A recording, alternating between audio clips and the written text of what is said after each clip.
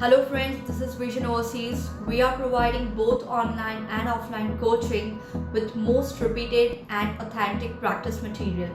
Once you join our coaching, you will be updated with latest practice material for next quarter. If you have any question or query, you can visit our website thevisionoverseas.com, and even you can contact us on given WhatsApp number for more details. Thank you.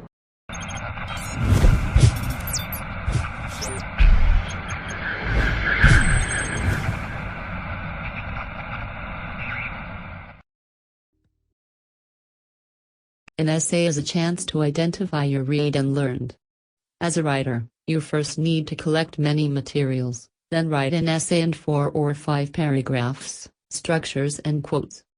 If someone is searching for a book or article to read, he or she will decide from the very beginning whether this work is worth attention. If you want to wow your teacher, polish the introduction, especially the first couple of sentences. Add an essay hook, something interesting, funny, shocking, or intriguing to win the reader's attention. Build an emotional connection with your reader right from the start. A hook in the essay is a catchy sentence or paragraph in the impressive introduction which serves as an attention element and an important part. An excellent hook sentence is engaging and interesting. It is a perfect method to start an argumentative or persuasive essay. The hook for your essay often appears in the first sentence. The opening paragraph includes a thesis sentence. Some popular hook choices can include using an interesting quote, a little-known fact, famous last words, or a statistic.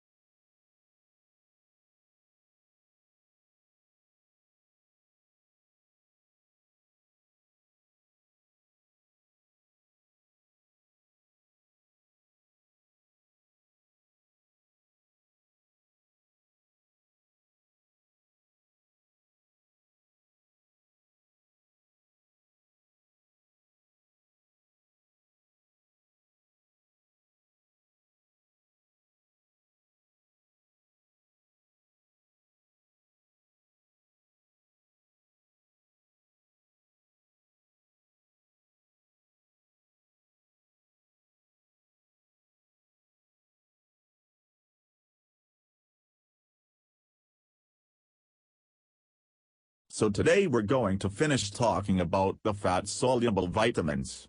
I'm going to start with vitamin D, and I think probably most of you know that vitamin D is called the sunshine vitamin, and it's called that because there's absolutely no dietary need for vitamin D if you get adequate sunshine. And the real important word there is it, because it turns out that in climates which aren't near the equator there's a big question as to whether or not using these you get adequate sunshine, and that's important because foods are not naturally abundant in vitamin D, and that's why milk is fortified, but the fortification may not be enough. So again, just exposure to sunlight is adequate, no need for vitamin D. So vitamin D really isn't the vitamin. It's a prohormone. When human beings evolved, we evolved in tropical climates and ran around naked. There was plenty of skin exposure to sunlight, and so there was no dietary need for vitamin D.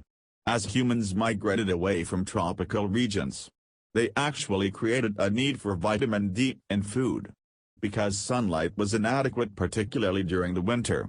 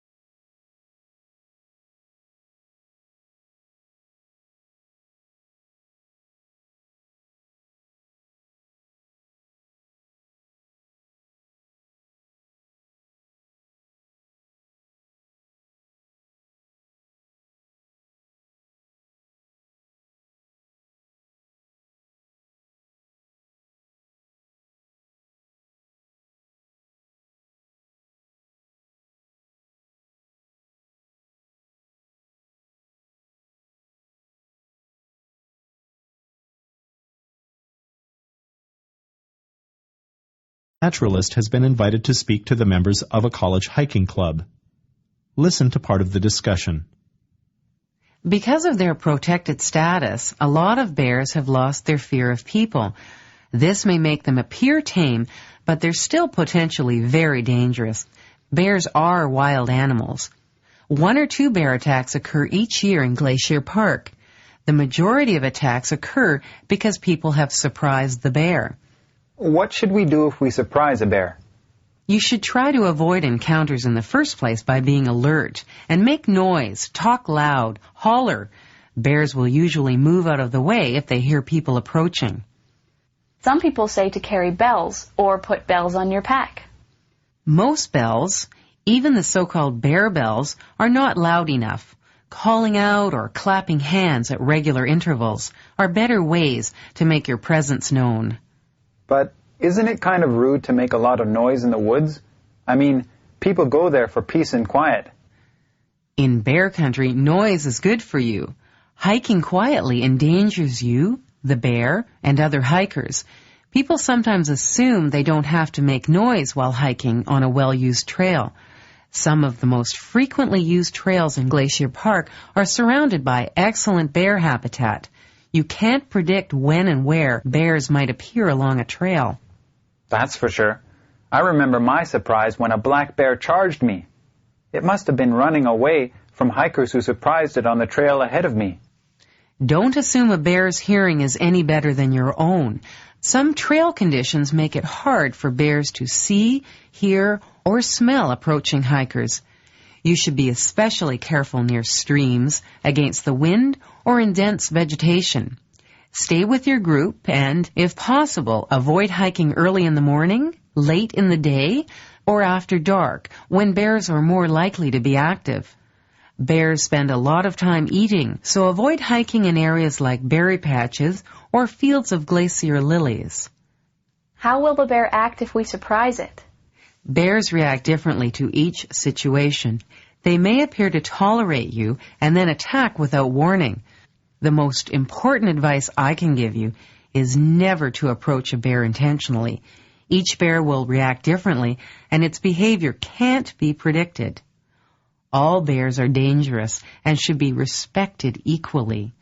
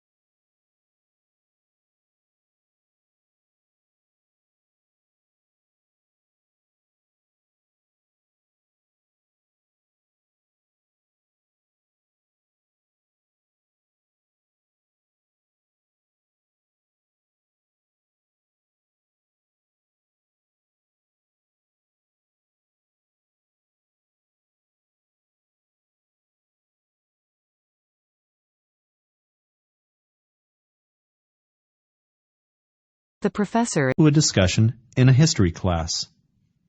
Did anyone happen to catch the American metropolis last night?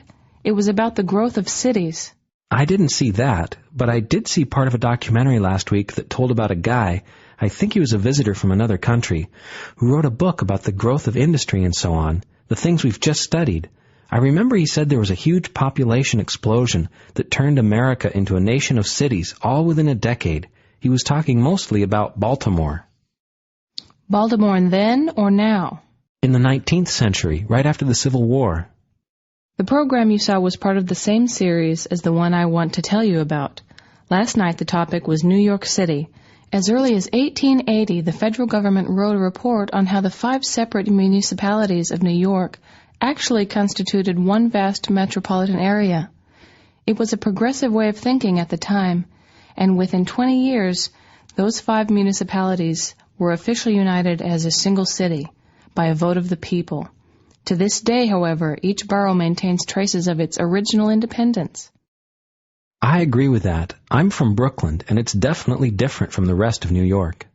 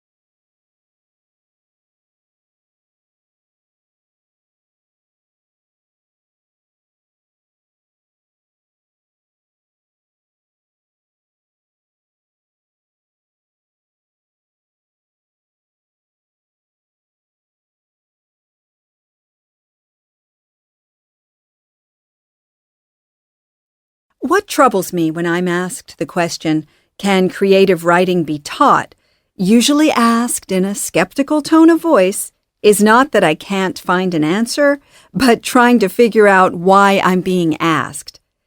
What do they want me to say? No, of course it can't. I just like taking people for a ride. I'm a con artist. Obviously, you can't teach someone to have a talent for storytelling or a love of language or how to write extremely well.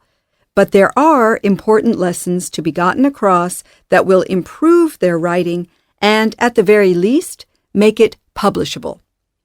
For me, the best starting point is the habit of close reading, really close, and responding to the language. Forget about grand themes and ethical content, whatever, for the moment, and ask if the author writes badly or well. So, writing can be taught through reading, through literature. Then I'd say, when it comes to your own writing, that you need to learn how to edit, to know when to say, you don't need that word or that sentence, and that whole paragraph can go. It's one of the most important lessons a writing class can teach. As for producing a Tolstoy or a Dickens, well, People like that tend to get there by their own route.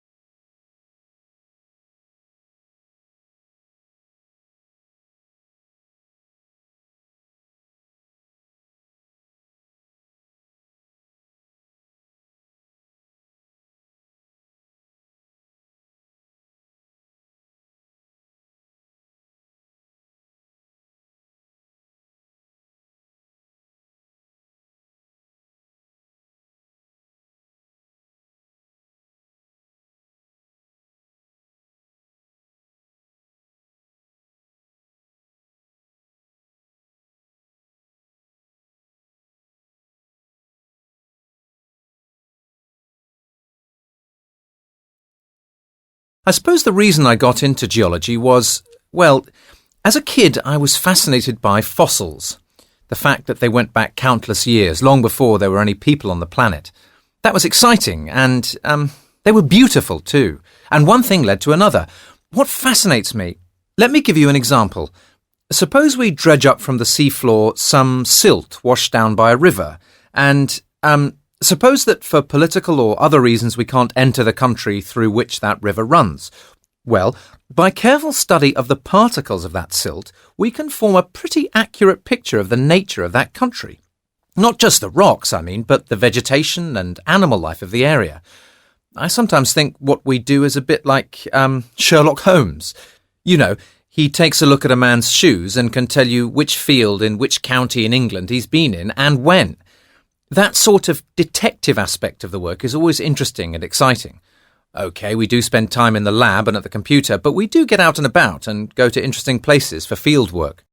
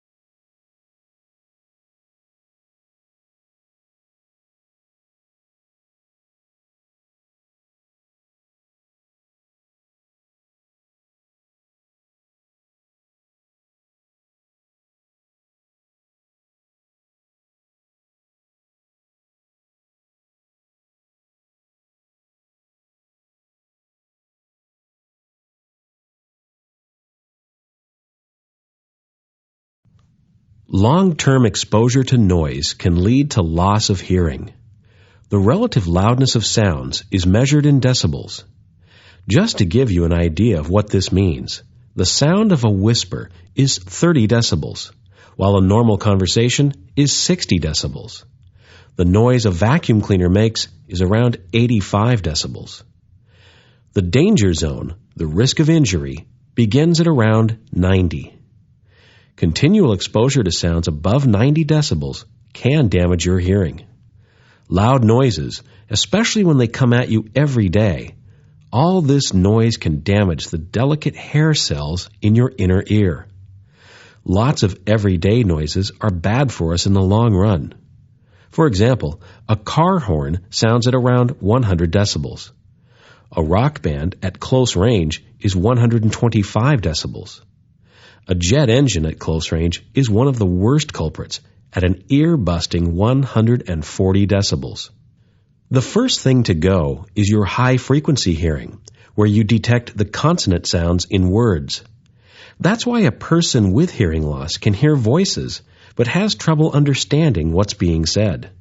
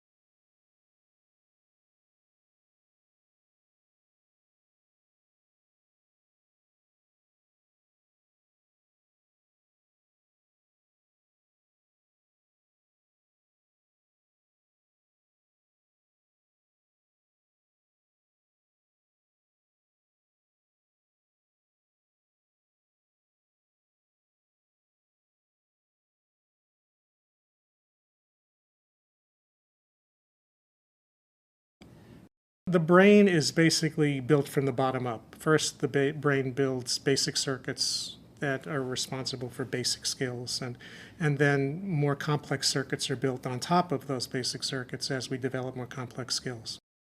Biologically, the brain is prepared to be shaped by experience. It's expecting the experiences that a young child has to literally influence the formation of its circuitry. It's built into our biology. The interaction between genetics and experience that shapes brain architecture is embedded in the reciprocal relationships that children have with the adults in their lives. And by that we mean what we refer to as the serve and return nature of children's interaction with their adults. Development and the impact of experience on development is not a one-way street. It's a back and forth interaction.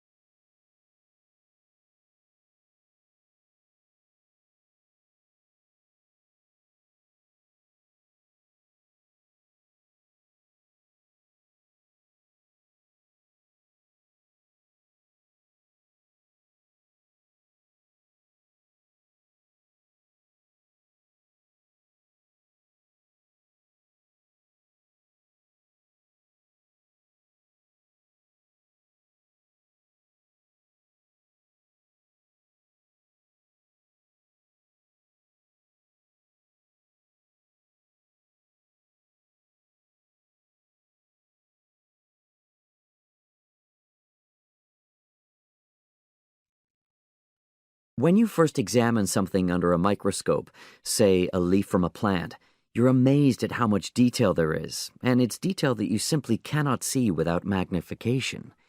And what you can see with the naked eye becomes suddenly huge under the lens. How big everything looks is astonishing, but it's also amazingly intricate.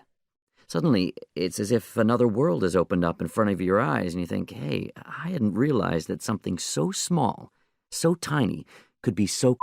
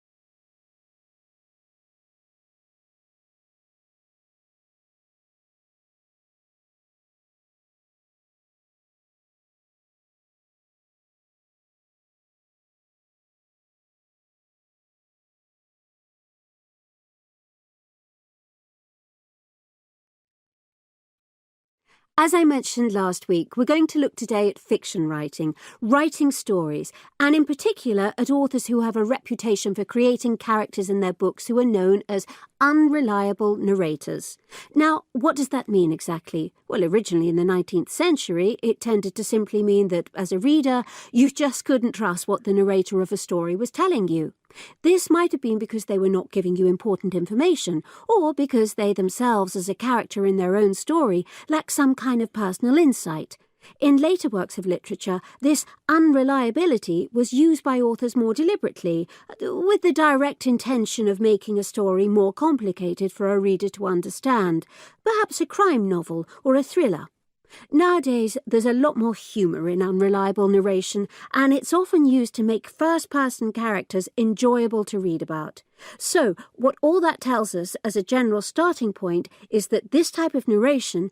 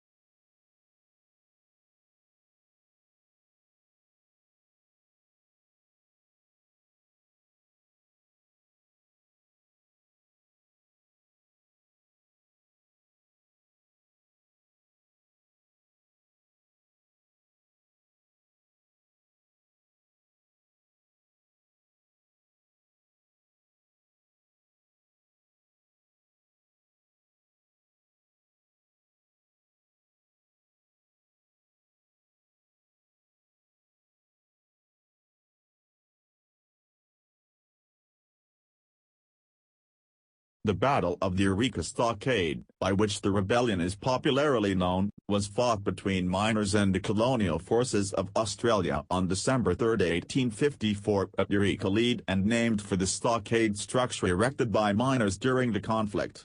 The rebellion lasted for less than half an hour and resulted in the deaths of at least 27 people, the majority of whom were rebels. The event was the culmination of a period of civil disobedience in the Ballarat region during the Victorian gold rush, with miners objecting to the expense of a miner's license.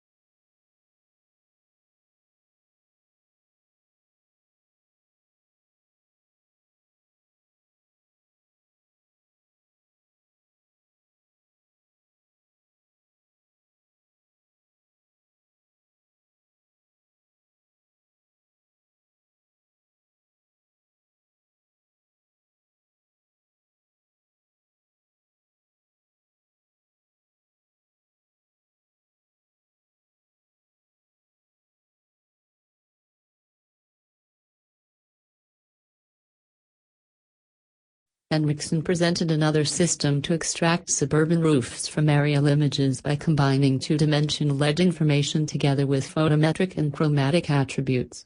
Edges are extracted in the images and aggregated to form coherent contour line segments. For each contour, attributes are computed based on the luminance, color, proximity, and orientation, and saved for the next step. Contour segments then are matched using their attributes. Segments in 3D are grouped and merged according to an initial set of plane hypotheses.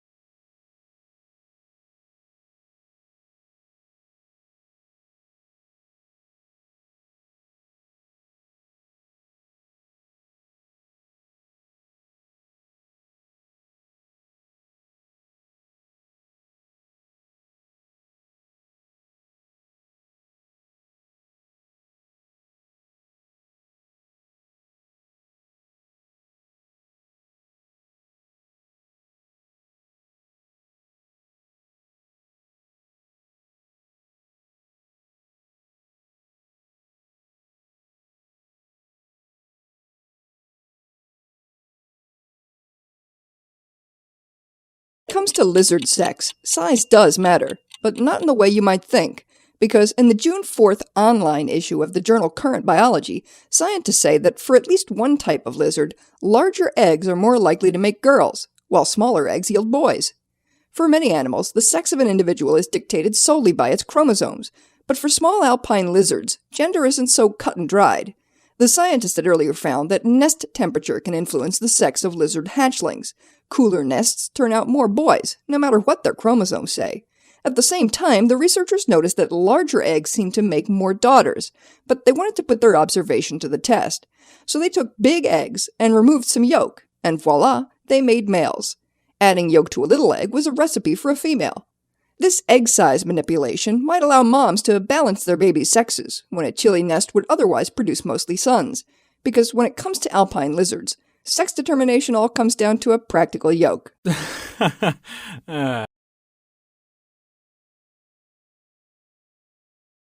Early farming began in the Near East about 10,500 years ago. Farming first reached the Balkans in Europe some 8,000 to 9,000 years ago and then crept westward. Locals in Britain, separated from the mainland by the relatively newly formed English Channel, did not start farming until about 6,000 years ago. But an analysis of sediment from a submerged British archaeological site called Boldner Cliff found something unexpected. Amongst our Boldner Cliff samples, we found ancient DNA evidence of wheat at the site, which was not seen in mainland Britain for another 2,000 years. That's Robin Allaby of the University of Warwick. However, wheat was already being grown in southern Europe.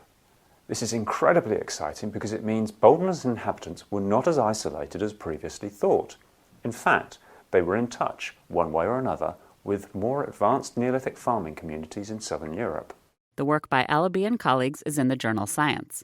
The researchers showed that the wheat remains are genetically more similar to Near Eastern domesticated wheat than to local distant cousins, and they found no evidence of pollen, meaning that the wheat was almost certainly imported. In an accompanying perspectives piece in the journal, archaeologist Gregor Larson of Durham University writes that the findings show that DNA analysis can help scientists tease out details about the historical movement of plants and animal species.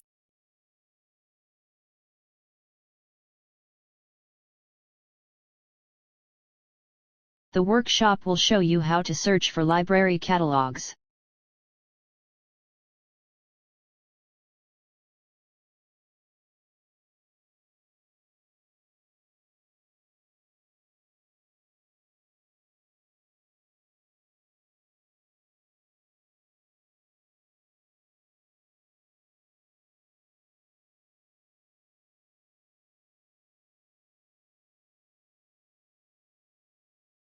There are so many food outlets on campus nowadays.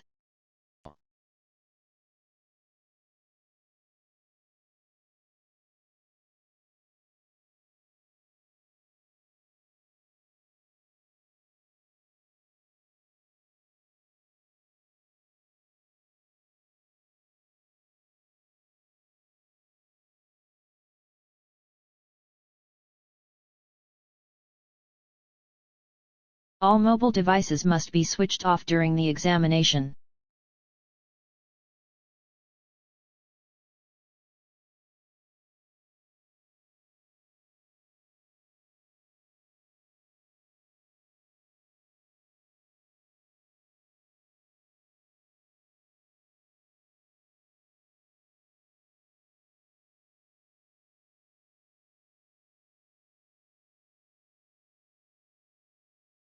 Having clean water for human is vital for health.